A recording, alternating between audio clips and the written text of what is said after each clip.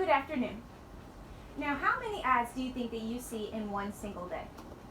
Would it surprise you that we see approximately 4,000 to 10,000 advertisements in a day? Well, according to digital marketing experts, they estimate that most Americans interact with that many ads in one single day. With how many advertisements swarming our every interaction, should advertisers be more conscious about the content they promote and whether it's incidental or not? Are these advertisements promoting a certain beauty standard to blame for a rise in unhealthy body image issues, especially among adolescents? As a female growing up in the golden age of technology, I have seen how ads have changed and transformed over the years and how that has personally affected me. As advertisements begin to circulate faster and to wider audiences, it had a greater effect on me and the people around me. I especially noticed how my friends and I would compare ourselves to the women we see in magazines or shown in TV advertisements. And even as we have gotten older, we gush over the beauty of people in YouTube ads or in promoted content on Instagram, and we compare ourselves to these unattainable physical attributes.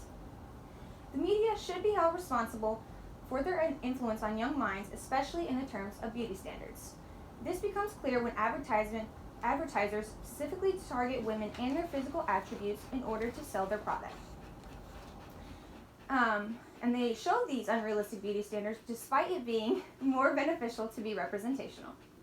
Now, considering how many advertisements we see in one single day, we can easily gather that most ads are designed for women's products, use their physical attractiveness or attributes to invoke the woman's need for the product.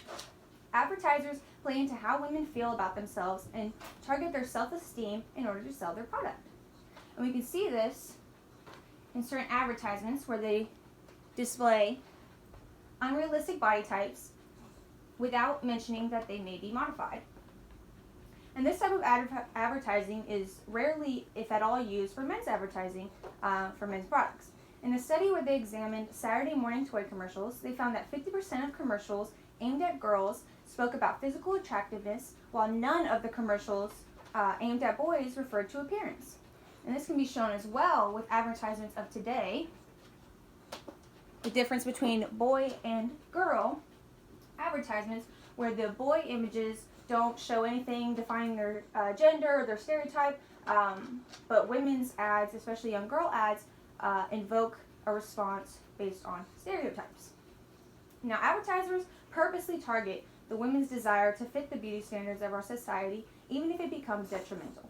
This becomes more clear when all the images floating around in the media are of unattainable body types or images that depict a body that only represents a very small portion of women.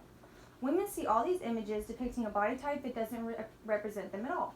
According to the Just Think Foundation, fashion models weigh 23% less than the average female, and according to Vic Health, a young woman between the ages of 18 and 34 has a 7% chance of being as slim as a catwalk model, and only a 1% chance of being as thin as a supermodel.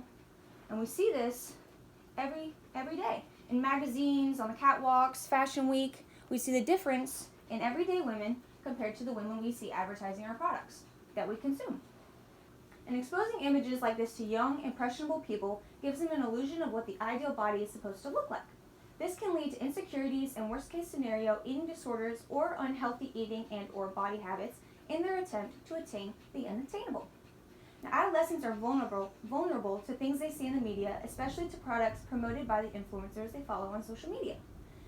And they display these advertisements in ways that don't look like a typical ad. And according to FONA International, teenagers today have a total of $44 billion to spend in a year. And this is an exorbitant total, which drives advertisers to promote to this audience. And we see this every day on Instagram. If you ever go on social media, you see different influencers promoting products that they may not actually use at all. Especially among the Kardashians, they're the big pushers of products that they don't ever really use. And seeing all these unrealistic beauty standards represented in ads, you must wonder why they choose to ignore the masses of realistic people who make up their consumer base. Although some companies have joined with their customers to create a more inclusive environment that is designed to encourage self-love. Dove especially has taken strides to empower women of all shapes, sizes, and ages. And according to Dove.com, they believe that no young person should be held back from reaching their full potential. And Dove has done a huge campaign marketing their inclusivity and their desire to empower all different types of women. And even recently, they started the hashtag Show Us campaign, which is more about spreading body confidence and body positivity. And advertisers target who you want to be and not who you are. They play into your self-esteem for your interest in their product. And seeing a beautiful woman promote a product makes you want that product so you can feel just as she does. And displaying these unrealistic beauty standards to an adult may seem just fine, simply because adults can decipher whether an image has been altered or changed in any way or genuine in any way. But when your brain is developing and you lack certain experience, such as in adolescence, you aren't as perceptive or intuitive in deciphering images. Thus, we should limit the exposure and prevalence of such ads to keep young individuals from looking at themselves differently.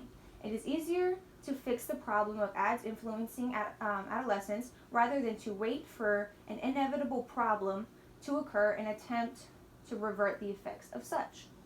And whether that be body image issues, lower self-confidence, or eating disorders. And as we have discussed, it has become apparent that advertisements seriously affect the developing mind of adolescents. And it is in the advertiser's best interest to alter how they appeal to their younger audience, and it is more beneficial because it keeps your consumer base for the long term. And there's media all around us in many different scenarios. But as ads increase and circulate more often, we need to be more conscious of them and their influence on our society, especially noticing how ads are targeting and showing unrealistic body types to their consumers and their capability to be more inclusive and empowering. We should all be more aware of how ads affect us and bring attention to your favorite companies about their ad influence and support brands that pride themselves on positivity and inclusivity. Thank you for your time.